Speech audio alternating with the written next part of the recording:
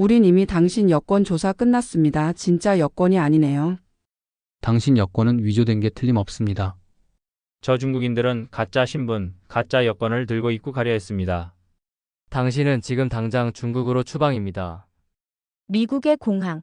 실제 일어나고 있는 사건들입니다. 무슨 일이 벌어지고 있는 걸까요? 한번 들여다봅시다. 여러분, 세계에서 가장 강력한 여권 중 하나가 무엇인지 아시나요?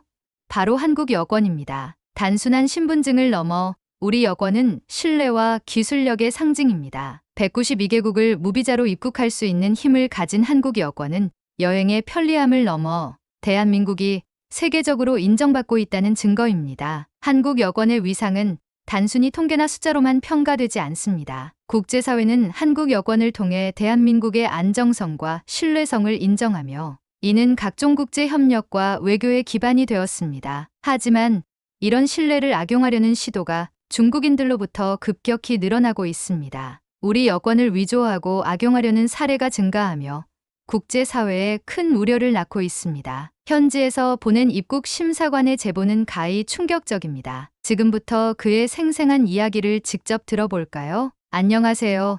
저는 윌리엄 금이입니다. 미국 시카고 오헤어 국제공항에서 25년 동안 입국 심사관으로 일해왔습니다. 제 업무는 단순히 입국자들을 통과시키는 것이 아닙니다. 저는 매일같이 교묘하게 위조된 서류와 맞서 싸우고 국가의 문을 지키는 최전선에서 일하고 있습니다. 제 심사는 꼼꼼하기로 유명합니다. 작은 실수나 허점도 절대 그냥 넘어가지 않죠. 이를 두고 어떤 사람들은 저를 지나치게 깐깐하다고 비판합니다. 왜 그렇게 의심이 많냐고 묻는 사람도 많죠. 하지만 저는 늘 이렇게 대답합니다. 제가 단 한 번의 실수를 한다면 그 여권이 불법 행위로 이어질 가능성은 무궁무진합니다. 저의 책임은 국가의 문을 지키는 것이고 그 문을 통과하는 사람들에 대해 끝까지 확인하는 것이 제 역할입니다. 사실 제가 이 일을 처음 시작했을 때는 그리 엄격하지 않았습니다. 하지만 몇 차례의 아찔한 경험을 통해 작은 의심도 절대 지나쳐서는 안 된다는 교훈을 얻었습니다. 특히 최근 몇 년간 중국인들의 위조 여권 시도가 늘어났습니다. 그들의 방식은 단순하지 않았습니다. 겉으로 보기에는 완벽해 보이는 여권과 능숙한 대화로 의심을 피하려 하지만 저는 그들이 말하지 않는 세세한 부분까지 주목합니다. 오늘은 제가 경험했던 중국인들의 한국 여권 악용 사례 중 가장 기억에 남는 3가지를 소개하려 합니다. 위조 여권을 통한 불법 입국 시도, 치밀한 사기, 그리고 뻔뻔한 태도까지. 여러분이 믿기 어려운 이야기일 수 있지만 이는 실제로 제가 경험한 일들입니다. 아직도 그때만 생각하면 등골이 오싹하네요. 처음 소개드릴 사례는 어이없으면서도 황당했던 경험입니다. 작년 8월쯤입니다. 역대급 더위로 힘든 여름을 보내던 때로 기억합니다. 심사대에 선글라스를 쓴 한 중년 여성이 다가왔습니다. 그녀는 모자까지 눌러쓰고 있었고 얼굴을 거의 가린 상태였습니다. 코트는 고급스러워 보였고 손목에는 화려한 금색 팔찌가 반짝였죠. 여권을 내밀 때 그녀의 손끝은 살짝 떨리고 있었습니다. 겉으로는 여유로운 태도를 보이려 했지만 긴장감이 느껴졌습니다. 한국 여권을 받아든 저는 우선 겉모습을 살폈습니다. 여권의 상태는 매우 깨끗했고 표면의 홀로그램 패턴도 제대로 된 것처럼 보였습니다. 전자칩도 육안으로 보기엔 손상된 부분이 없었죠. 겉보기에는 아무 문제가 없는 듯 했지만 저는 이상한 느낌을 지울 수 없었습니다. 안녕하세요. 저는 자연스럽게 한국어로 인사했습니다. 그녀는 한참 말을 하지 않다가 조용히 영어로 대답했습니다. 한국 여권을 소지한 사람이 한국어를 못하는 경우는 가끔 있긴 합니다. 해외에서 태어나거나 자란 경우일 수도 있기 때문이죠. 하지만 제 경험에 따르면 이런 경우 자신이 왜 한국어를 못하는지 먼저 설명하는 경우가 많습니다. 그녀는 아무런 설명도 하지 않았습니다. 모자와 선글라스를 벗으시죠? 규정입니다. 요청하자 그녀는 흠칫했습니다. 선글라스를 꼭 벗어야 하나요? 오늘 제 상태가 좀 안 좋아서요. 그녀의 목소리에는 살짝 불안감이 묻어나왔습니다. 여권 사진과 얼굴을 비교해야 하니 필요하니 벗으세요. 제가 단호히 말하자 그녀는 마지못해 선글라스와 모자를 벗었습니다. 드디어 얼굴이 드러났습니다. 그녀의 얼굴을 보자마자 저는 여권 사진과의 차이를 한눈에 알아볼 수 있었습니다. 사진 속의 여성은 턱선이 날렵했고 이목구비가 또렷했지만 제 앞에 있는 여성은 턱선이 둥그렇고 코와 눈의 모양도 달랐습니다. 단순히 화장이나 조명 차이라고 보기에는 너무 달랐습니다. 사진과 조금 다르신 것 같은데 설명해 주실 수 있나요?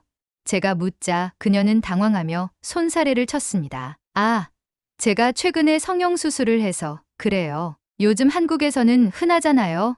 그녀는 억지로 미소를 지으며 말을 이었습니다. 성형수술이라는 변명은 꽤 자주 들어본 이야기였지만 이것만으로 의심을 거둘 수는 없었습니다. 저는 전자칩을 스캔해 여권 데이터와 일치 여부를 확인하기로 했습니다. 결과는 예감대로였습니다. 전자칩 인식은 이상 없으나 내부 전자 데이터와 여권에 기재된 정보를 자세히 들여다보니 일치하지 않았습니다. 여권에 문제가 있다는 사실을 전하자 그녀는 눈동자를 이리저리 움직이며 말을 더듬기 시작했습니다. 이게 왜 그런지 모르겠어요. 이 여권은 분명히 제 건데 그럼 추가 확인을 위해 다른 서류나 증명을 제공해 주실 수 있나요? 제가 묻자 그녀는 고개를 숙이고 침묵했습니다. 다른 부서와 협력해 심층 조사를 진행한 결과 그녀는 한국인이 아니라 중국 국적을 가진 사람으로 밝혀졌습니다. 여권은 정교하게 위조되었지만 전자데이터와의 불일치는 피할 수 없었습니다. 그녀는 범죄 조직과 직접적인 연관은 없었지만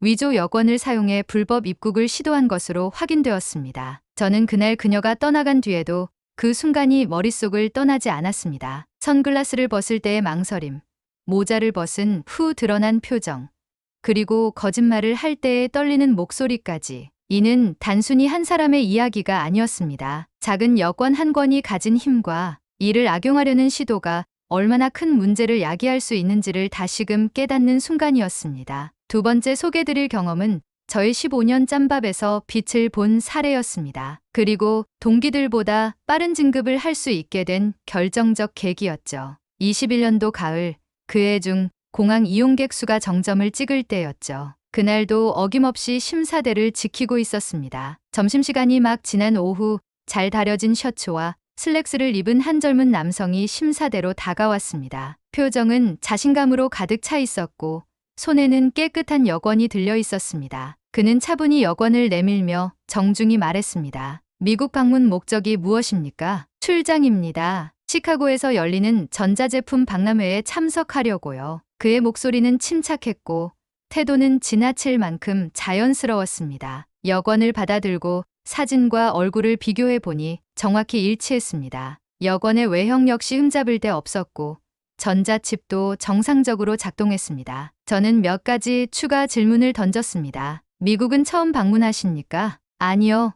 두 번째입니다. 작년에도 출장으로 방문한 적이 있습니다. 출발지는 어디입니까? 한국입니다. 회사에서 출장 지시를 받아 바로 출발했습니다. 그는 모든 질문에 막힘없이 대답했고 태도는 지나칠 정도로 준비된 듯 보였습니다. 경험상 이런 지나친 완벽함은 쉽게 넘길 수 없는 신호였습니다. 저는 설명하기 어려운 이상한 촉이 왔고 마지막으로 한 가지 질문을 던졌습니다. 그 마지막 한 가지 질문은 저의 두 번째 필살기입니다. 여권 번호가 뭐죠? 그는 잠시의 망설임도 없이 번호를 줄줄 외웠습니다. 그 순간 제 머릿속에서 경고등이 켜졌습니다. 25년간 심사를 하며 여권 번호를 외우는 사람은 단 한 명도 본 적이 없었기 때문입니다. 잠시만 기다려 주십시오. 추가 확인이 필요합니다. 제가 추가 조사를 요청하자 평소 저와 함께 일하며 불만을 품었던 동료 브래드가 다가왔습니다. 그는 항상 제가 심사 요청을 너무 자주 한다며 불평하곤 했습니다. 윌리엄,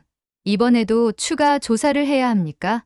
이 사람은 문제없어 보이는데요. 여권 번호를 외울 수도 있지 않나요? 그의 말투에는 피곤함과 짜증이 묻어 있었습니다. 브래드는 제 심사 요청이 늘 자신의 업무를 증가시킨다고 생각했기 때문에 저와 종종 갈등을 빚었습니다. 브래드, 제 경험으로 봤을 때 이런 경우는 정말 드뭅니다. 그냥 넘어가면 큰 문제로 이어질 가능성이 있습니다. 제가 단호히 대답했습니다. 윌리엄, 당신의 경험 때문에 내가 매번 업무가 늘어나는 거 아세요? 이번에는 그냥 지나가도 되는 거 아닙니까? 저는 그의 불만을 이해하면서도 직감적으로 이번 사건은 절대 넘길 수 없다고 판단했습니다. 브래드, 만약 내가 틀렸다면 10분을 낭비한 것에 불과합니다. 하지만 내가 옳다면 우리는 아주 중요한 범죄를 막아낼 겁니다. 브래드는 못마땅한 표정을 지으며 상사에게 상황을 보고했고 상사는 결국 저의 요청을 받아들였습니다. 여권의 전자 데이터를 추가로 정밀 조사한 결과 저의 직감이 맞았습니다. 그 여권은 전자 데이터까지 조작된 정교한 위조 여권이었습니다. 그는 단순한 출장객이 아니었습니다. 그는 중국 국적의 사기꾼으로 한국 여권의 높은 신뢰도를 이용해 미국 내 금융사기와 같은 국제적 범죄를 계획한 인물이었습니다. 겉모습은 완벽했지만 그의 지나친 준비성이 오히려 약점이 된 것이죠. 조사가 끝난 후 브래드는 제게 다가와 진심으로 사과했습니다. 윌리엄, 이번엔 내가 틀렸네요. 당신의 예리한 직감 덕분에 큰 문제를 막을 수 있었습니다. 대단합니다. 상사 역시 저를 불러 말했습니다. 윌리엄, 오늘 당신의 판단이 얼마나 중요한 역할을 했는지 모두가 봤습니다. 이렇게 꼼꼼하게 일하는 태도는 우리 팀의 큰 자산입니다. 이 사건은 연말 평가에서 제가 높은 점수를 받는 계기가 되었고 상사는 제 능력을 인정하며 제게 진급 가능성을 시사했습니다. 윌리엄, 당신의 이런 태도가 계속된다면 내년엔 더 높은 자리에서 당신을 볼 수 있을 겁니다. 이 사건은 저에게 많은 교훈을 남겼습니다. 아무리 완벽해 보이는 여권도 아무리 태도가 자연스러워도 진실은 작은 의심에서 드러날 수 있다는 것을요. 또한 작은 디테일에 집중하는 것이야말로 이 직업의 핵심이라는 사실을 다시금 느낄 수 있었습니다. 마지막 경험은 정말 최근에 있었던 충격적인 사건입니다. 그 중국인은 저도 잡아내지 못했습니다. 이번 사건은 제가 심사대에서조차 전혀 눈치채지 못했던 치밀하게 계획된 범죄였습니다. 지나치게 완벽했던 젊은 중국인 남자의 사건은 아직도 제 머릿속을 떠나지 않았습니다. 바로 일주일 전 10대 초반으로 보이는 한 아시안 남성이 심사대로 다가왔습니다. 그는 단정한 차림새와 차분한 태도로 여권을 내밀었습니다. 미국 방문 목적이 어떻게 되십니까? 관광입니다. 친구들과 함께 미국의 몇몇 도시를 여행할 계획이에요. 그의 말투는 부드럽고 자연스러웠으며 표정에는 긴장감이 전혀 보이지 않았습니다. 여권을 받았을 때도 이상한 점은 전혀 없었습니다. 사진과 얼굴의 일치도 완벽했고 전자 데이터 역시 정상적으로 작동했습니다. 그는 모든 질문에 논리적이고 명확하게 대답하며 저를 의심의 여지 없이 설득했습니다. 그는 심사대를 자연스럽게 통과했습니다. 저는 그를 의심할 어떤 단서도 찾을 수 없었습니다. 겉으로는 완벽한 여행객처럼 보였던 그를 그냥 통과시킬 수밖에 없었죠. 하지만 그날의 사건은 심사대가 아닌 보안 구역에서의 무작위 휴대 수화물 검사를 통해 밝혀졌습니다. 그 남성은 심사대를 통과한 후 공항 방침에 따라 무작위 소지품 검사를 받게 되었습니다. 보안 요원들은 그의 소형 휴대 캐리어를 열어 내용을 확인했습니다. 처음에는 평범해 보이는 물건들 뿐이었고 어떤 특별한 점도 발견되지 않았습니다. 그러나 짐을 모두 꺼낸 뒤에도 캐리어의 무게가 여전히 줄어들지 않았습니다. 보안 요원들은 캐리어의 구조에 주목하기 시작했습니다. 캐리어 내부 공간이 크기에 비해 지나치게 좁아 보였던 것입니다. 이에 따라 보안 요원들은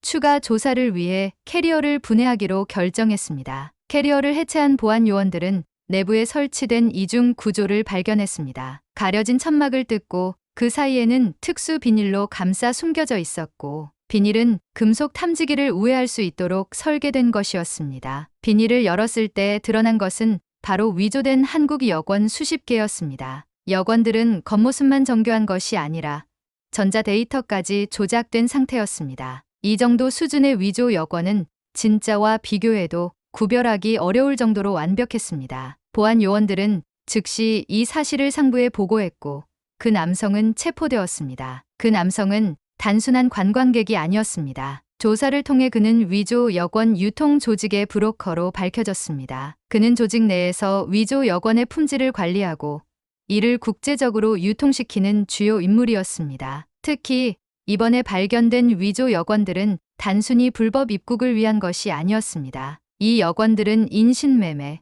마약 밀수, 불법, 자금 세탁과 같은 국제적 범죄에 사용될 계획이었던 것으로 드러났습니다. 한국 여권은 글로벌 사회에서 높은 신뢰도를 얻고 있기 때문에 이 조직은 이를 범죄를 은폐하기 위한 도구로 악용하려 했던 겁니다. 그가 들고 있던 위조 여권 수십 개는 모두 다른 이름과 신분으로 제작되어 있었으며 이러한 여권들을 통해 수십 명의 조직원이 불법적으로 입국하거나 범죄를 저지른 후 도주할 계획이었습니다. 이 사건은 제게 큰 충격을 안겨줬습니다. 심사대에서 그는 어떤 단서도 남기지 않았고 제가 가진 경험과 직감조차 무용지물이었던 것입니다. 그의 태도와 여권은 전혀 의심할 여지가 없었고 제가 찾지 못했던 단서를 공항보안의 무작위 검사 시스템이 밝혀냈습니다. 만약 그가 무작위 검사에 걸리지 않았다면 그는 공항을 아무 문제 없이 빠져나갔을 것입니다. 위조 여권들은 전 세계로 유통되었을 것이고 그것들이 초래했을 국제적 범죄의 규모는 상상조차 하기 어려웠을 겁니다. 그날 저는 심사대에서 스스로에게 다시 다짐했습니다. 나의 작은 실수 하나가 얼마나 큰 문제로 이어질 수 있는지 항상 기억하자. 그리고 어떤 순간에도 긴장의 끈을 놓지 말아야 한다. 심사대에서 일하는 저뿐만 아니라 공항, 보안 체계의 모든 요소가 협력해야만 이런 범죄를 막아낼 수 있음을 절실히 느꼈습니다. 마지막으로 이러한 위협 속에서도 한국 여권이 어떻게 글로벌 신뢰를 유지하고 있는지, 그리고 그 보안 기술의 강력함에 대해 이야기하겠습니다. 최근 경험했던 충격적인 사건들 속에서도 한국 여권은 그 신뢰를 유지하고 있었습니다. 하지만 이런 신뢰를 지키기 위해 보이지 않는 곳에서 얼마나 많은 기술과 노력이 투입되고 있는지 대부분의 사람들은 알지 못합니다. 윌리엄 금이 한국 여권이 왜 그렇게 복제가 어렵다고 생각하세요? 저는 과거에 상사가 던졌던 질문을 떠올렸습니다. 그 질문에 저는 잠시 멈칫했었죠. 그때까지는 여권 심사가 단순히 겉모습과 전자 데이터를 확인하는 과정이라고 생각했으니까요. 상사는 웃으며 설명을 이어갔습니다. 한국 여권에는 정말 대단한 보안 기술들이 숨어 있습니다. 예를 들어 UV 반응 잉크가 있죠. 일반적인 잉크로는 보이지 않는 특수 무늬가 UV 빛 아래에서만 드러납니다. 위조범들은 이런 디테일을 재현하는데 엄청난 어려움을 겪어요. 왜냐하면 이런 기술은 국가 단위에서만 사용할 수 있는 특수 장비와 재료가 필요하기 때문이거든요. 그 말을 듣고 저는 실제로 UV 반응 잉크가 적용된 여권을 빛에 비춰보았습니다. 평소에는 전혀 보이지 않던 무늬가 반짝이며 나타났고 저는 기술의 정교함에 놀랐습니다. 또 다른 보안 기술인 홀로그램 패턴도 마찬가지입니다. 윌리엄, 이걸 봐요. 여권 표지의 홀로그램 무늬가 빛의 각도에 따라 변하는 걸 보이죠? 위조범들은 이런 무늬를 재현하기 위해 복잡한 공정을 시도하지만 쉽게 성공하지 못합니다. 왜냐하면 이 패턴은 빛의 반사 원리를 정교하게 이용한 것으로 그 기술을 확보하려면 막대한 자원이 필요하거든요. 저는 홀로그램을 이리저리 돌려보며 빛이 반사되는 방식이 얼마나 복잡한지 느꼈습니다. 그 작은 무늬 하나에 담긴 디테일과 기술력이 바로 한국 여권을 지키는 방패가 되고 있었습니다. 하지만 여권의 보안에서 가장 중요한 부분은 전자칩 데이터입니다. 윌리엄, 전자칩이 왜 중요한지 알아요? 그 질문에 저는 머뭇거리며 대답했습니다. 전자 데이터가 여권 정보를 더 정확히 보관하고 심사 과정을 빠르게 하기 위해서 아닐까요? 상사는 고개를 끄덕이며 말했습니다. 그것도 맞지만 가장 큰 이유는 데이터가 암호화되어 있다는 점입니다. 여권 소지자의 정보가 철저히 보호되기 때문에 위조범들이 이 데이터를 조작하기가 거의 불가능에 가까운 겁니다. 심지어 전자칩의 데이터를 검증할 수 있는 시스템은 국가 간 협약을 통해 관리되기 때문에 전 세계적으로 신뢰를 받을 수 있는 거죠. 저는 전자칩 데이터가 단순히 정보를 저장하는 도구가 아니라 국제적으로 신뢰받는 시스템의 중심에 있다는 것을 알게 되었습니다. 마지막으로 상사는 P-시리즈 여권에 대해 설명했습니다. 최신 한국 여권인 P-시리즈는 기존 여권보다 훨씬 복잡한 보안 요소를 포함하고 있습니다. 표면에 적용된 특수 코팅, 여권 내부의 마이크로 텍스트, 그리고 물리적 위조 방지를 위한 추가 요소들까지 이 모든 것들이 위조를 거의 불가능하게 만들고 있어요. 그래서 한국 여권은 항상 세계 여권 지수에서 상위권을 유지하는 겁니다. 한국 여권의 보안 기술은 단순히 기술력만으로 완성된 것이 아닙니다. 국가의 신뢰와 성실한 외교적 노력이 더해져야만 가능한 일입니다. 192개국 무비자 입국이 가능하다는 것은 단순히 편리함을 의미하는 것이 아닙니다. 그것은 한국이라는 나라가 국제사회에서 얼마나 신뢰받고 있는지를 보여주는 지표이기도 합니다. 하지만 저는 오늘 이야기한 사건들을 통해